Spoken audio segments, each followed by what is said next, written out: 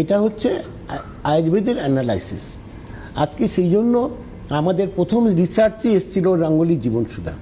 হ্যাঁ, আমাদের স্টার্টিং বেসটা ছিল কিন্তু রঙ্গোলি জীবনসুধা। জীবনসুধা দিয়েই আমাদের পথযাত্রাটা শুরু হয়েছিল রঙ্গোলি আয়ুর্বেদিকে। তো আজকে মানুষকে আমরা সুস্থ করার রাস্তায় নিয়ে গেছি প্রথম থেকে।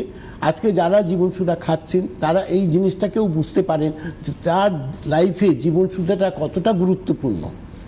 আজকে জীবনসুধা মানুষ হয়তো ভাবতে পারে, কিন্তু জীবনসুধা পৃথিবীর মধ্যে একটাই আছে, রঙ্গোলি জীবনসুধা একটাই আছে, যেটা অভ্যর্থ কাজ করে আর নিজেকে সুস্থ রাখতে সাহায্য করে। অবশ্যই।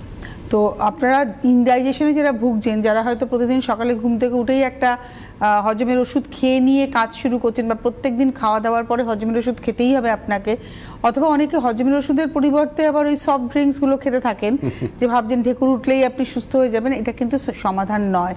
আপনি প্রতিদিন একটু একটু করে নিজেকে শেষ করছেন।